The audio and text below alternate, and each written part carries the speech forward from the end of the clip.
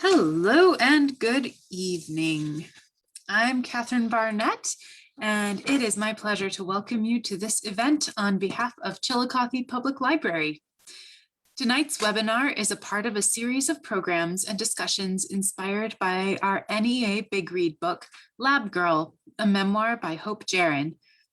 NEA Big Read is a program of the National Endowment for the Arts in partnership with Arts Midwest. Information about other related events is at chillicothepubliclibrary.org. And this includes a link to register for Hope Jaron's live virtual keynote address happening this Saturday at 11 a.m. Before we get started, I have a few housekeeping items. Tonight's presentation will last about 40 minutes, followed by time for your questions. If you hover over the Zoom screen, you'll see a series of tools at the bottom. You can click chat or Q&A to submit questions and comments. To view automated closed captioning, please click on the closed captioning live transcript icon at the bottom of the Zoom screen and select show subtitle. If you wish to hide the subtitles, click the icon and select hide subtitle. If you need technical assistance, please use the chat or Q&A. And I will help you as best I can. This program will be recorded and made available on Chillicothe Public Library's Facebook page and YouTube channel. One lucky attendee tonight will win a copy of Hope Jaron's new book, The Story of More. The winner will need to come to the library to pick up their prize book. I'm going to launch a quick poll here, and please indicate whether or not you would like to be entered for the giveaway. And I'll announce the winner at the end of the night.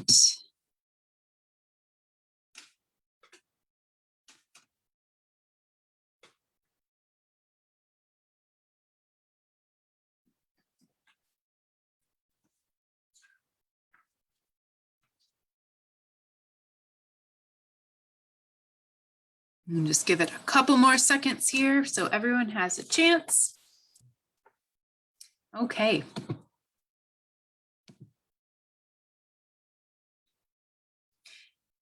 At the end of her memoir, Lab Girl, Hope Jaron writes, "As a tiny living part of the scientific collective, I've sat alone countless nights in the dark, burning my metal candle and watching a foreign world with an aching heart.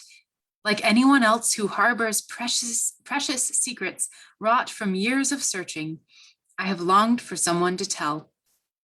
We, her readers, have the privilege of hearing her story and sharing some of her awe as she makes observations and discoveries.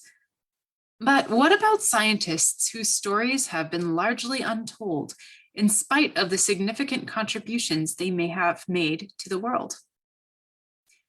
It's now my pleasure to introduce Dr. Martha Vaughan, research leader of the USDA ARS Mycotoxin Prevention and Applied Microbiology Research at the National Center for Agricultural Utilization Research in Peoria, or as it is fondly known, the Ag Lab. Tonight, Dr. Vaughan will share the story, or as much as is known about it, of Mary Hunt, another scientist at the Ag Lab whose work decades ago gave us one of the most important antibiotics of our time, but who herself has been nearly forgotten over the years. Dr. Vaughan, welcome. Thank you so much, Catherine, and I'm happy to be here. I'm going to share my screen. Can everybody see that? No? You see my screen? Okay, good. So again, thank you to the Chillicothe Public Library and for inviting us to be part of this Big Mayor read for lab grow in particular. So, the story of Moldy Mary is tied to this mass production of penicillin, which occurred right here in our local community at the Peoria USDA ARS Ag Lab.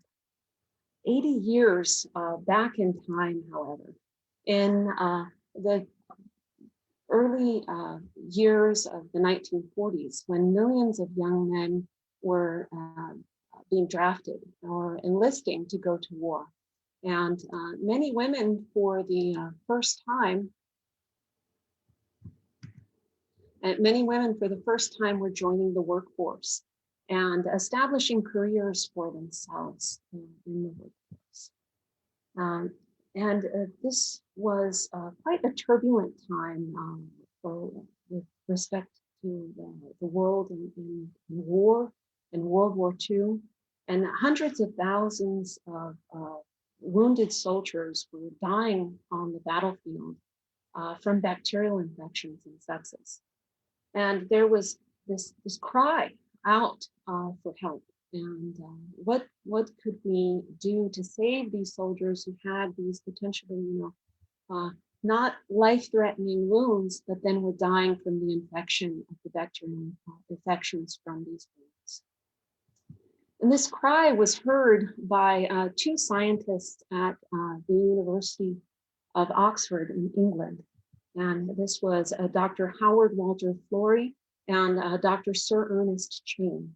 And they picked up on the work that had been done years previously by Dr. Sir Alexander Fleming, who had discovered a mold, Penicillin, that could produce this antibiotic compound that inhibited bacterial growth. And they were able to isolate this compound and purify it, and for the first time be able to demonstrate that it could successfully be used to treat humans with bacterial infections. And but the supply that they had was very limited. And in the treatments that they did and the trials that they did, they had to in fact extract some of the antibiotic that they had administered to the patients from their urine and then re-administer it again, but the potency had been lost. And although they were able to show that they could improve the conditions of the patient, in some cases, like here with respect to this one that I have listed as the example with Albert Alexander, the patient still died because they didn't have enough in order to treat the full and completely eliminate the infection. So they realized that in order to meet the demands to help the soldiers during this raging battle and so many people dying, they needed help. They would not be able to do it in sufficient amount of time on their own. So they approached the National Academy of Scientists, who directed them to the USDA in Peoria.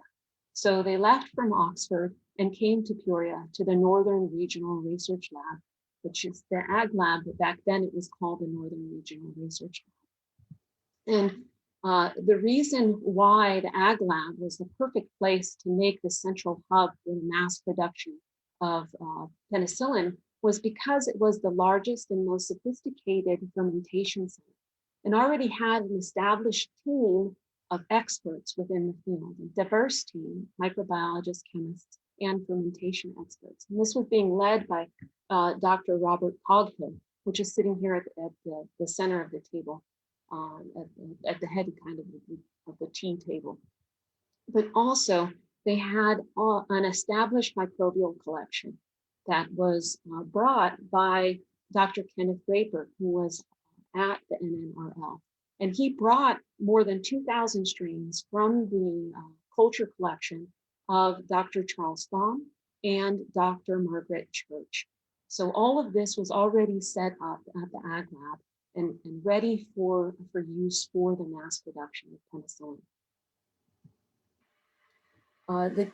And Dr. Andrew Moyer led the team that ended up identifying the ideal method for which they could cultivate penicillin using lactose and corn steeped liquor. And they were able to then grow the penicillium in liquid culture and get it to produce the maximum amount that it could of penicillin. But even with this new method of growth, they still needed a higher yielding strain. So at this point, Dr. Kenneth Draper led this hunt, this intense search for the new high yielding penicillium strain. And they were collecting naturally occurring molds from both local and global locations.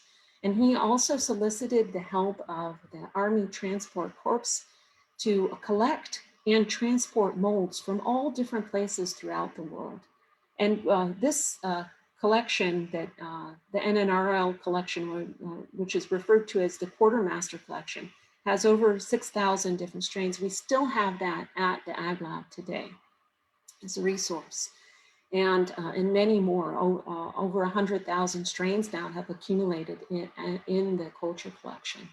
But amongst these strains that were being brought to the Ag Lab, they needed to be, the substrates were being brought so on different materials, so they needed to be isolated, the fungi needed to be isolated, identified, and then tested for the amount of penicillin that was they were capable of being produced. So they could then determine which potential strain was the superior strain.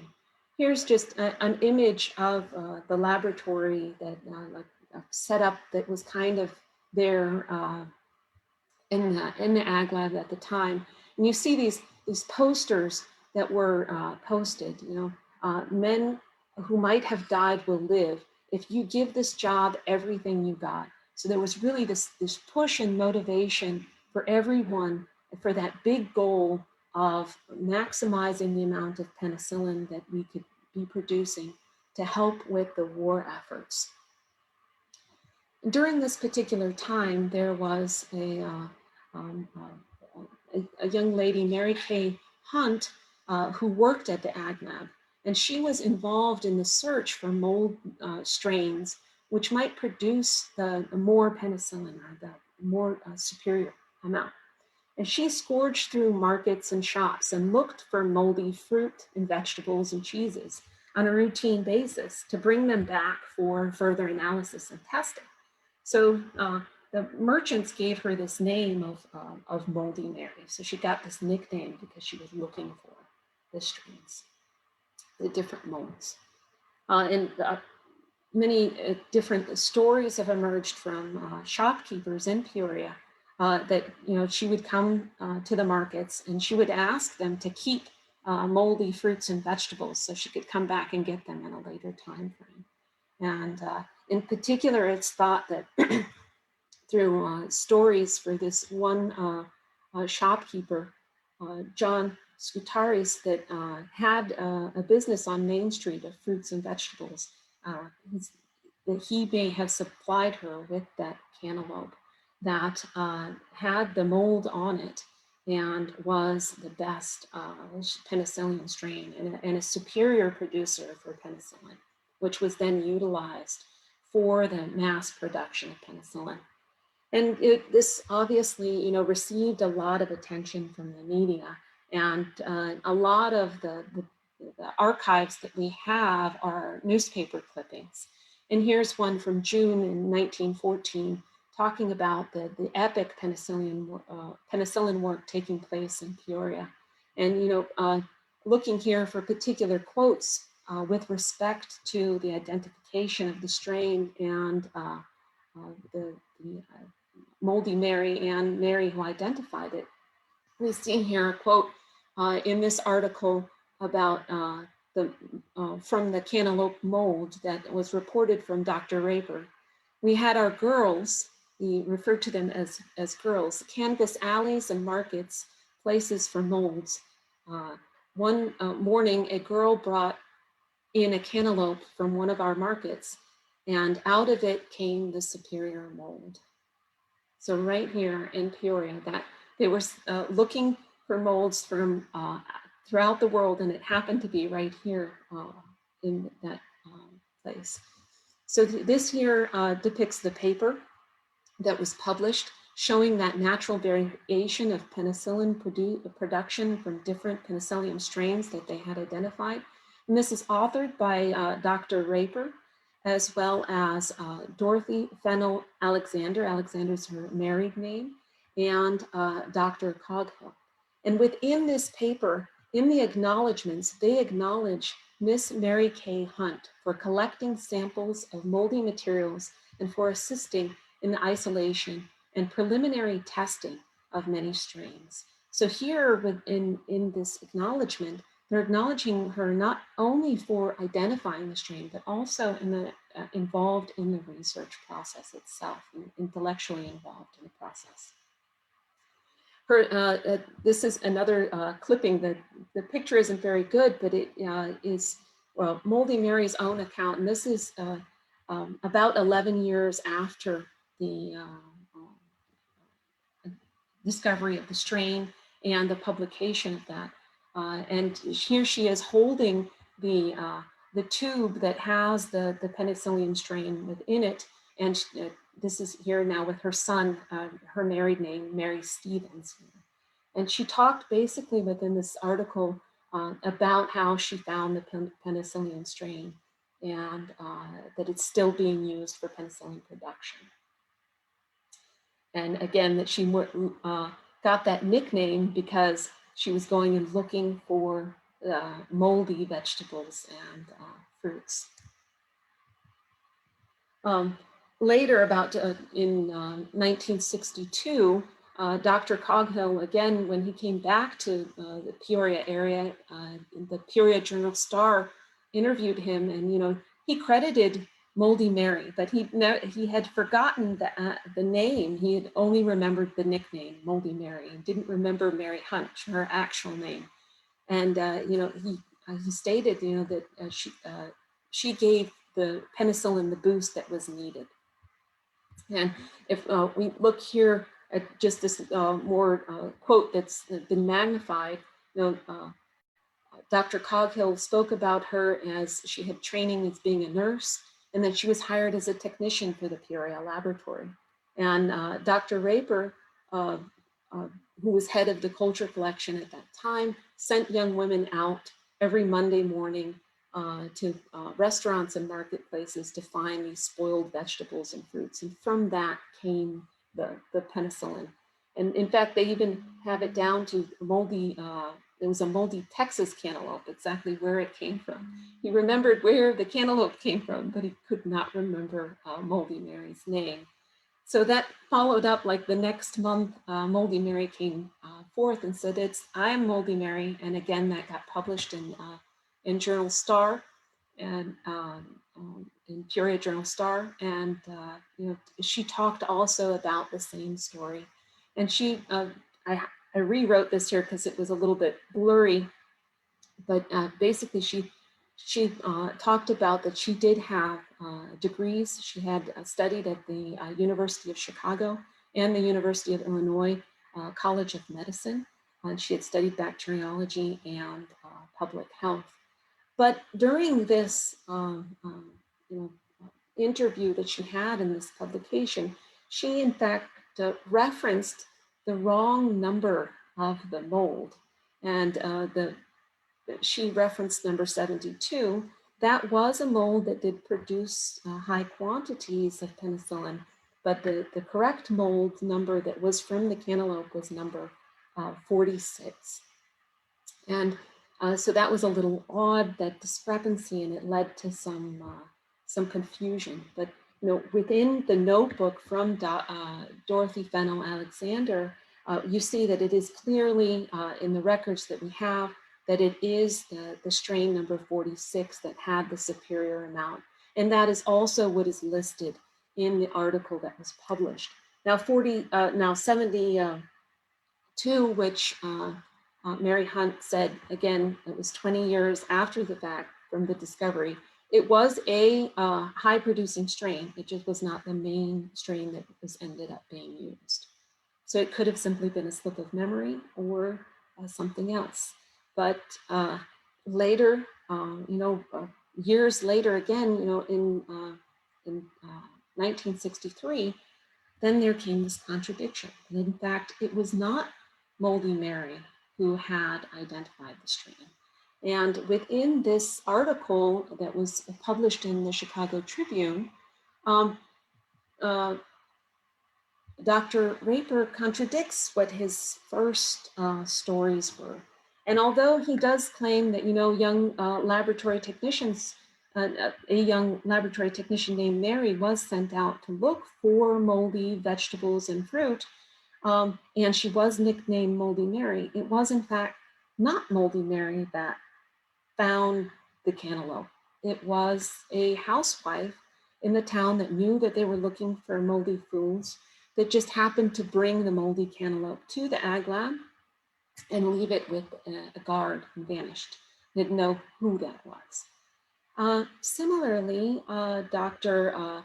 Robert Coghill also veered from giving credit to Mary Hunt in the later years, in the 1970s and 1980s, and less description of her involvement really, and more of just stating that she was a simple messenger girl. They sent them out to get moldy fruit, and she came back with the moldy fruit. And in fact, in 1976, in an interview, he was quoted saying, "Actually, Moldy Mary was made by the newspapers. The merchants downtown named her."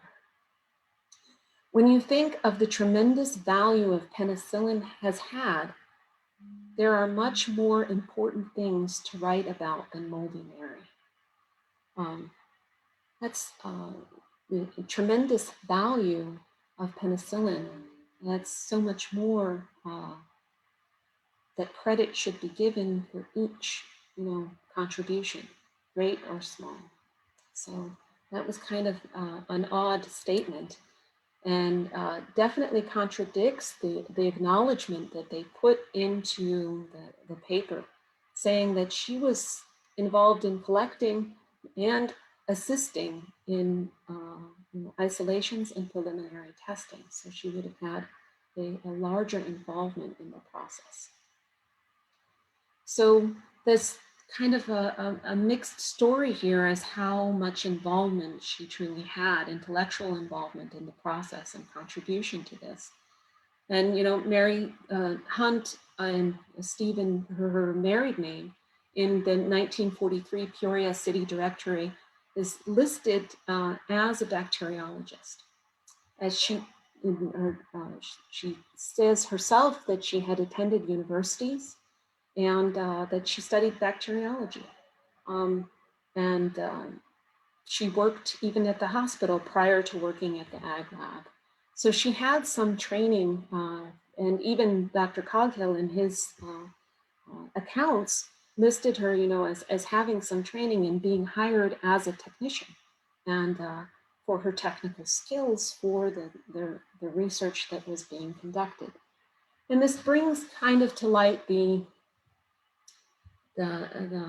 do you need necessarily the titles and the degrees for that intellectual contributions? I would say not. There are many examples for that, for different contributions at every level and at every step.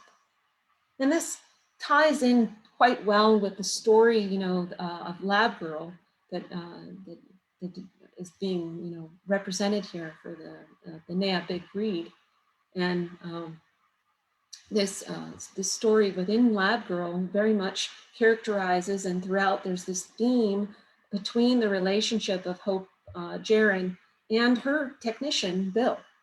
And she considers him throughout the book as an equal.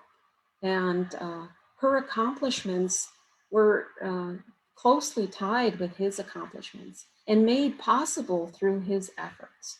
And she credits him as the sole source of her stability and even of her family within the book. And, you know, in one place, it quotes that she describes Bill as the best and hardest working scientist she has ever known. And it's quite a contrast from the description of the immemorable, nameless messenger girl that Dr. Raper in Cargill described Mary Hunt as years later. And she was receiving more credit for that. So yes, there are some uncertainties surrounding the story and mystery surrounding the story of Moldy Mary and Mary Hunt. The person who provided each fungal strain was not always indicated in the record books. Primarily the medium that it was on or where it was recovered from was consistently recorded, but not necessarily who had brought each you know, fruit or vegetable in that had been, or soil sample that had been brought from all these different locations. So we cannot conclusively say that Mary Hunt was the one who found the Penicillium chrysogenum, which was the number 49 strain that was used to mass produce penicillin, and was that superior strain, which they then further developed for even greater production of penicillin.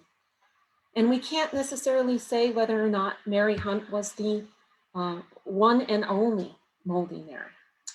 You know, on multiple accounts, Dr. Raper referred to girls, multiple young ladies that were going out and looking for these moldy fruits and substrates.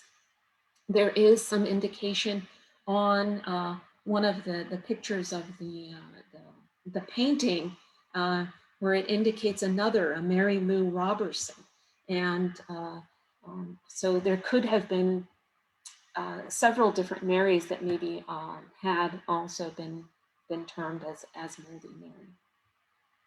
But the thing that we do know for certain is Mary Hunt was there. She did contribute to the research that was being conducted at that time in the Ag Lab, and contributed towards, you know, the identification and understanding these different strains and the levels of penicillin that they're being produced. So she contributed also to the mass production of penicillin. We also know that she was not alone. This was not a sole effort of one person, but every individual's contribution that led to the success and impact of penicillin should be valued. Each level of that contribution. Now, here's one quote from another excerpt in media where you are probably alive today because of a moldy cantaloupe from Peoria. And down below it says scientists struggled to mass produce penicillin until 2 doctors found the perfect moldy cantaloupe in a market in Peoria. But really, it was quite from slightly more humbler origins. A young woman, and not necessarily a doctor, but still contributing to this intellectual find, and having the knowledge to perceive, okay, this is potentially a good mold that we should sample as well. And the impact of penicillin is really the effort of multiple diverse minds and the willingness of the team to realize that they could not do it alone. The doctors from England and from the USDA coming together and working together with these young technicians, lady technicians, in order to really reach that goal, that huge goal that was almost perceived as non-achievable, within just these 2-year time frame, to turn that around of not being able to generate enough, having to re-extract from urine, and then being able to produce by D-Day, by June 1944, to have over 100 billion units of penicillin were being produced per month, saving thousands of lives. Really, that effort can kind of be translated to what we see going on now as well for the COVID vaccine, and the necessity to put aside any differences and work together as a team in order to accomplish that one goal, what is needed. And bringing this all together back to Lab Girl, I think that there's several quotes, but in particular this one from Hope Jaron, it ties well with this story of Moldy Mary. I can feel the warmth of the same brilliant sun that shines above the forest and onto the green world, but in my heart, I know that I am not a plant.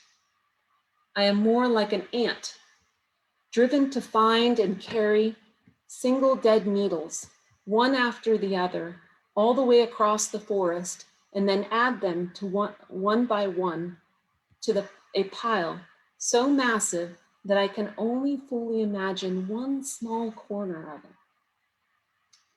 In identifying each one of those strains, who could have ever imagined the impact of the identification of one fungal strain from a cantaloupe, the impact that it could have had, but one small corner.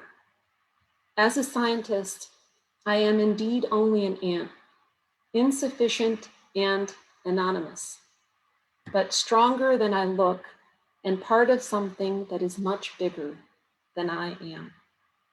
I think, Hope Jaron really, hit that on the head for, in many ways, contributions may not be, have the names assigned to them, but but together, each little part that is assembled leads to that huge whole.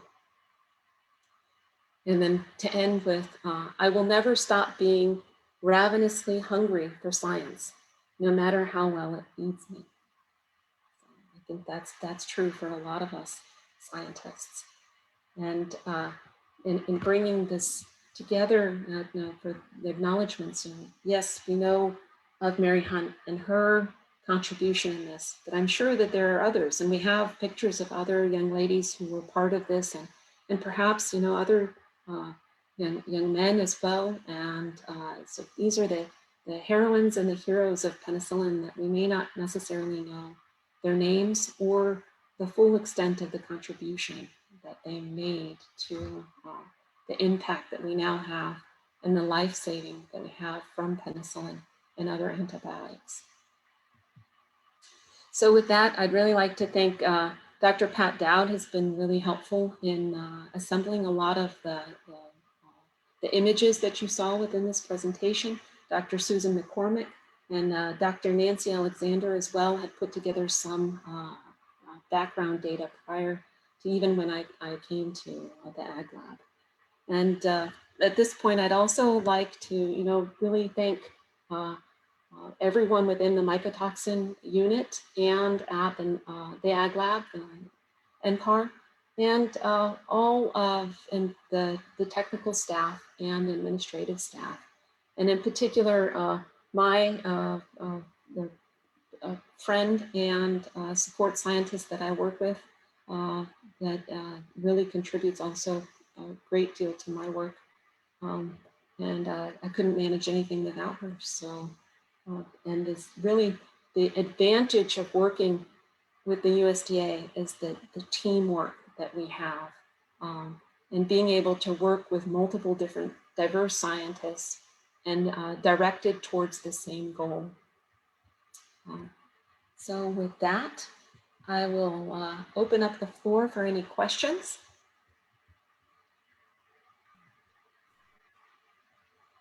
Thank you so much, Martha. That was really, really fascinating. Mm-hmm. I had no idea the depth of the mystery behind that story. Mm-hmm. I'd also like to take a minute here as we're waiting for some questions to give a shout out to the lab technicians that are in the audience. I do recognize a few names that are here, so thank you for your work. Okay, we do have a couple of questions. Carrie says, I'm alive today because I was treated with a synthetic antibiotic for a bacterial infection that I acquired in a local hospital. Where do we go from here?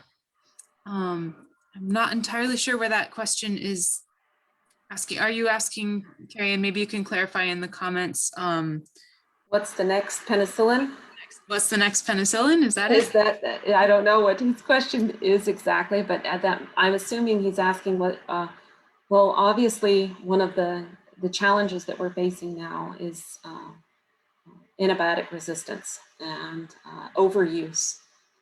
So we definitely need to continue our research in identifying new antibiotics that have potentially, different types of functions, and antivirals. I think that this past 2 years have showed us the necessity for antivirals, and what can we learn potentially from this? I mean, CRISPR came, CRISPR-Cas9 for genetic modifications that we have now as a molecular tool. That came as a means for trying to combat viruses. So this is something that potentially we could use as an antiviral as well. I don't know. That's why we keep moving those little needles across the forest floor. Carrie, did that help answer your question? If you want to just type in the chat if you have a follow-up.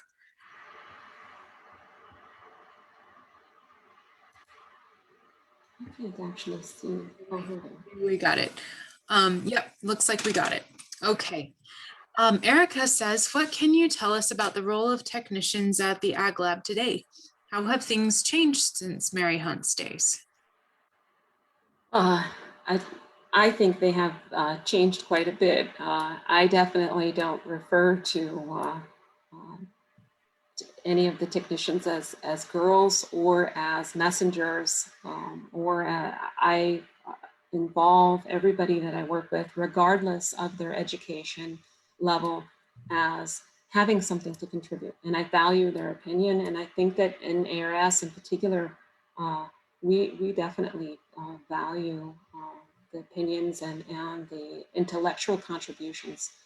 Now, I'm sure there are some scientists, that don't necessarily have that same view, but and it is dependent on the level that the technician wants to contribute as well. So I think there are multiple examples, but overall, I would say that that there's more willingness to include all levels within the process, and including them as authors as well. So. I really appreciated the connection that you made with Bill in the book. Mm-hmm. Yeah. Hope Jaron really does. Yes, family. I mean, I don't know if Jen's actually here, but for sure she knows I feel her like family too. Let's see, we have a question from Kim. Were there other women scientists making contribution around the time of the penicillin work? Yes, that's a great question, Tim. And I'm going to actually show a couple slides that I had removed. And in particular, we heard of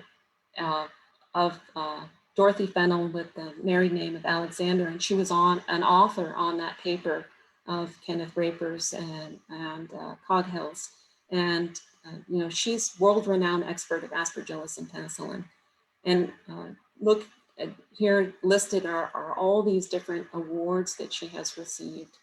And I should also point out that she was not, at that particular time, you didn't necessarily have to have a PhD in order to be a microbiologist or something. You could also have the expertise through what you've learned. And that was definitely in this case, she was well known and renowned for her contributions here with respect to microbiology. Another good example in particular for this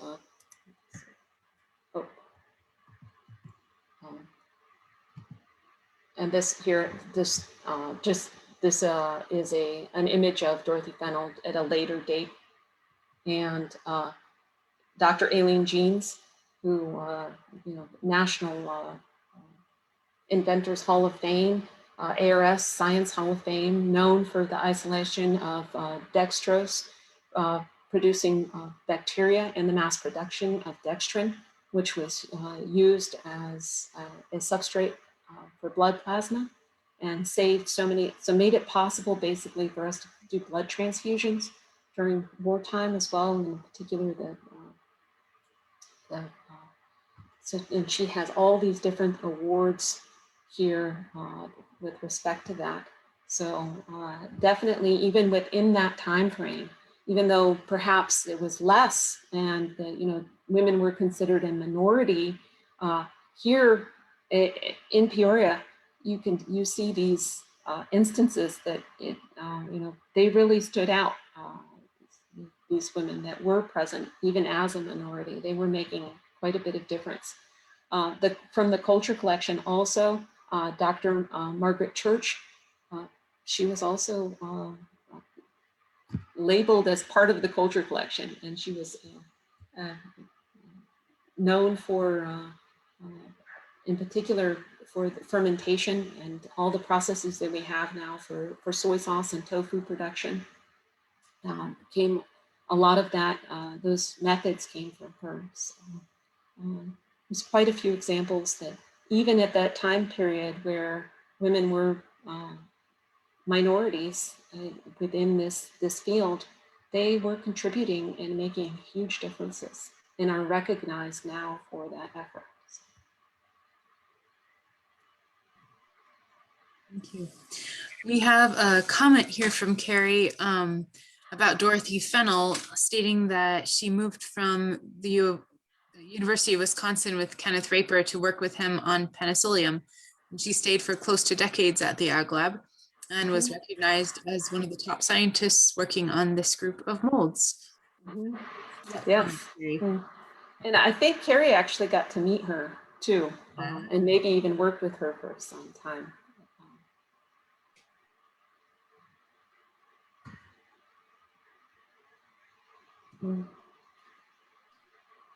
Well, you mentioned the push for the COVID vaccine, and I'm thinking of other things like the space race. But are there other major concerted efforts similar to this wartime push for to develop penicillin that you know of? I'm sure there's been many, but any that stand out to you, especially in science? I think the one that we're going to see and has been an effort, but one that is being pushed now is resilient crops with respect to climate change, to ensure that they can sustain productivity regardless of these huge fluctuations that we're seeing and changes in our climate. So I think that that's being one that's being pushed forward and has a united front on multiple levels that is being pushed forward. I know that in particular our group identifying methods for mycotoxins to eliminate mycotoxins and toxins and that are produced by molds are that get into food and a food safety issue. So not only can a mold produce something that's beneficial to us, like penicillin, but it can also produce something that's hazardous for us. So we have to maintain that. But the culture collection that we have with all of those fungi and bacteria, those are little factories that are producing things that we yet have to discover what they can do. So we just need to apply and identify what the function is for that. So there's, let's say that those are some, and the antibiotic resistance is really big. So there is also a push for novel antibiotics, and antifungals are also very big right now.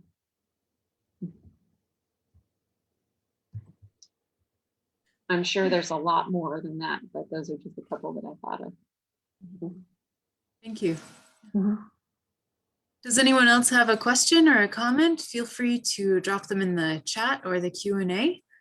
If you're on Facebook, you can drop it into the Facebook comments. And I'll just give it a couple minutes here. Anyone has any burning questions on their mind?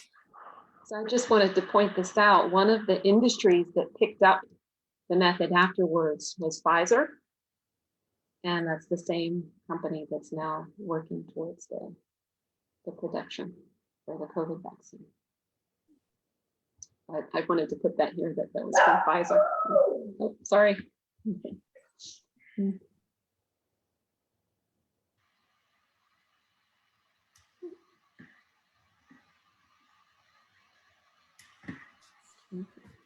Right. Well, I don't see any other questions coming in. Did you have anything else that you'd like to say tonight? No, I don't think so. Thank you so much, everybody, for being here. And thank you again for involving the USDA in this program. So we greatly appreciate it. You know what, we did have something. Oh, yes. Yes, Kathy, this presentation will be available later. It is being recorded and will be available on Chillicothe Public Library's Facebook and YouTube channels, Facebook page, YouTube channel, as well as on our website, which I will just drop in the chat here.